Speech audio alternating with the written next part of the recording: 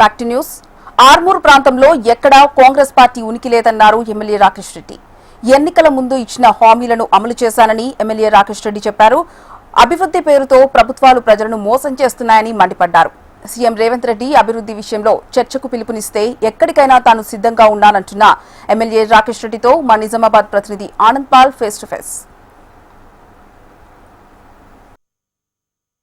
ఎలాంటి అభివృద్ధి చేయాలని చెప్పేసి కాంగ్రెస్ పార్టీ ఆధ్వర్యంలో చలో అంకాపూర్కు పిలిపించారు. అందులో భాగంగా చలో అంకాపూర్ కొనసాగుతుంది. ప్రస్తుతం మనతో పాటు బీజేపీ ఎమ్మెల్యే పైడి రాకేష్ రెడ్డి ఆయనతో మాట్లాడే ప్రయత్నం చేద్దాం. సార్, ప్రధానంగా చూస్తే ఈరోజు చలో అంకాపూర్ పిలిపించడం జరిగింది కదా, ప్రశాంతంగా ఏంటి పరిస్థితి? మీ ప్రభుత్వానికి ఏం డిమాండ్ చేస్తూ ఉన్నారు? ఇప్పుడు మెయిన్ ముఖ్యంగా తెలంగాణ ప్రజల పట్ల ఒక నికాసైన ప్రతిపక్ష పాత్ర పోషించాల్సిన అవసరం ఉంది. మాకు భారతీయ జనతా పార్టీకి శాసనసభ్యులుగా ఎన్నుకున్న మనం ఎవరు ఉండాలి? పేదల పట్ల ఎవరు ప్రశ్నించాలి? నిరుద్యోగుల పట్ల ఎవరు ప్రశ్నించాలి? రైతుల పట్ల. అందరూ అధికార పార్టీకి కొమ్ము కాస్తే అడిగినోడు ఇంతకుముందున్నోడేమో 3 ఎకరాల భూమి అన్నాడు, డబుల్ బెడ్రూమ్ అన్నాడు, దళితుడు ముఖ్యమంత్రి అన్నాడు, KG to PG విద్య అన్నాడు, దొరెళ్ళిపోయిండు. ఇతను వచ్చి మొత్తము మా అత్తకు 4,000 అన్నాడు, కోడలకు 2,500 అన్నాడు.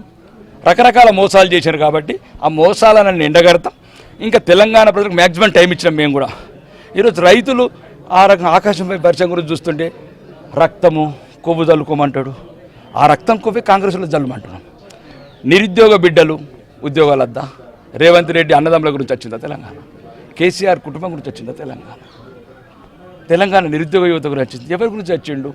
మొయినాబాద్ యాదిరెడ్డి, ఎవరు ఎల్బీనగర్లో కాలబెట్టుకున్న శ్రీకాంత చాగరి, ఎవరు కామారెడ్డిలో కాల్చుకున్న కానిస్టేబుల్ కిష్టయ్య, ఎవరి గురించి కాల్చుకున్నారు? ఎవరి గురించి కోసుకున్నారు? ఎవరి గురించి పంచుకోవటానిక లక్షల కోట్ల అప్పు చేసి ఈరోజు రాష్ట్రాన్ని దివాలా పట్టించి అక్రమ కట్టడాలు కట్టినోడు ఒకవైపు, అక్రమ కట్టడాలు కడితే తేల్చనోడు ఒకవైపు, ఫార్ములా రేసులు అవినీతి చేసినోడు ఒకవైపు. ప్రధానంగా ఎన్నికల ముందు ఇచ్చిన హామీలు అమలు చేయడం చెప్పేసి కాంగ్రెస్ పార్టీ ఆరోపిస్తుంది. దానిపై మీరేమంటారు ఎమ్మెల్యేగా? అదే చెప్పాను, ఇప్పుడు అదే చెప్పాను. నేను 2 క్లియర్గా చెప్తున్నాను, మీ ద్వారా కూడా చెప్తున్నాను.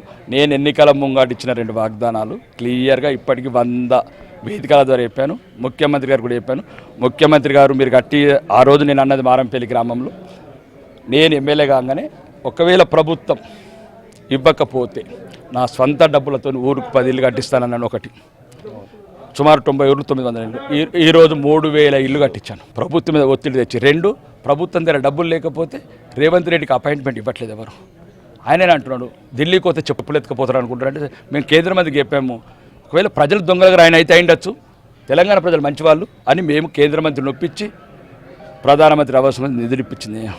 కాంగ్రెస్ పార్టీకి స్కూటీలు ఎత్తుకపోవడం చెప్పేసి మీరు అంటున్నారు కదా, దాన్ని ఏమంటారు? ఇప్పటి కూడా చెప్తున్నాను, మళ్ళీ మీరు పదాలు మార్చండి. తెలంగాణ బిడ్డలైతే ఆ రోజు నేను మాట్లాడింది కొండబొమ్మన్నాను. కొండబొమ్మన్న పదం మరి ఒకవేళ రేవంత్ రెడ్డికి ఆంధ్రతో చుట్టాలు బాగున్నారు, కేసీఆర్కు రేవంత్ పార్ట్నర్లు ఎక్కున్నారు, కేటీఆర్, కాబట్టి వాళ్ళకి భాష అర్థం కావచ్చు. మీకన్నా నిజామాబాద్ బిడ్డ పాలు కాబట్టి కొండబొమ్మ అంటే తీసుకెళ్ళండి. ఇప్పటికి కూడా చెప్తున్నాను, దయచేసి వెంటనే స్కూటీలు ప్రియాంక గాంధీ అకౌంట్కి వెళ్ళి తీసుకొస్తారా, రాహుల్ గాంధీ అకౌంట్కి వెళ్ళి తీసుకొస్తారా?